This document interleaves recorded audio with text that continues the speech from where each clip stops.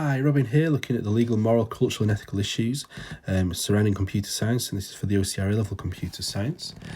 Okay, so the first thing we're going to look at is computers in the workforce. So I think what's important to do with this is to try and link it to the different laws. So I have talked about these laws individually in other videos, so I'll put links in, but I would recommend sort of watching those if you aren't already aware of what these laws are. So when we're thinking about the computers in the workforce, what we've got there for is that the Data Protection Act and the Computer Misuse Act would both apply here in the way that the data is being stored and used and managed by the people who work there, but also by the way that those people behave and stopping them hacking within their own networks or misusing the data of the company, sharing or kind of misusing sort of inappropriate images or materials, etc., and therefore not following the cybersecurity policies of that organisation. Again, the Copyright Design and Patents Act would apply here in any intellectual property that's made. So when you make sort of products when you work for an organisation, often that product will be owned by the organisation who made it for, rather than it being your own personal data. That again, things like the Regulatory of Investigatory Powers Act, the way that organisation is surveying and monitoring its staff, but also how the government is doing so and monitoring the processes that are going on for that workforce.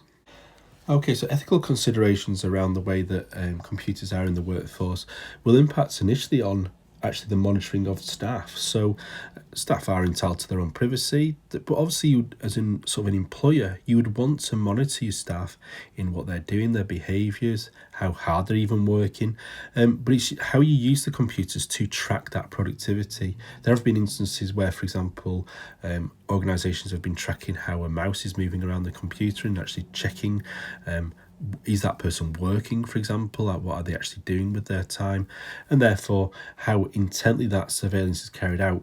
If that's deemed to invade on that employee's privacy, well, then there is a potential issue there.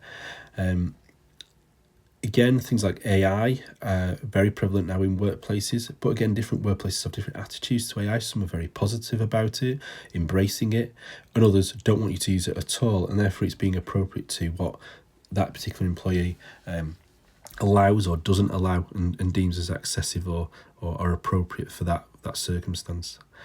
All employees must take cybersecurity sort of responsibility and therefore do their best to protect the organisation themselves from vulnerabilities. For example, making sure that they log out of computers, not leaving them logged in, being careful about who can see when they're logging into a system, that people can't see their passwords being done, etc.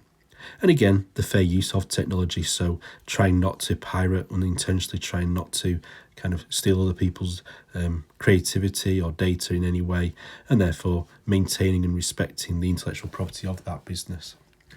Some moral considerations, so how transparent an organisation is about how they monitor their employees. So employees should know if they're having their usage sort of monitored by the second, or whether this is just generally have they achieved the job at the end of the day or the week or whenever it may be, and how is that technology being used. So for example, we often have cameras in laptops, so is the employer using that camera to watch that employee? Is the employee aware that they're being watched? What's appropriate, what's going on around that time? Again, how sort of jobs are secure. There's a whole aspect here, because obviously with computers we have the potential for automation, and therefore does that put employees' jobs at risk. And again, the big aspect of being sort of on a computer is your mental health and how appropriate it is to be at a computer for long periods of time, and therefore employers should be aware of this and sort of consider the stress that is caused by being on a computer for excessive periods of time. Finally, cultural considerations for this would be considering kind of including all different people of different disabilities or racial backgrounds, and being aware that technology can be quite divisive in this regard, making sure that sort of people can access and work appropriately in those environments, and putting all things they can in place to ensure that. Again, sort of being appreciative that there are different laws in different areas, so a lot of companies are multinational now, and therefore being appropriate to follow the laws for where the different services are being provided from.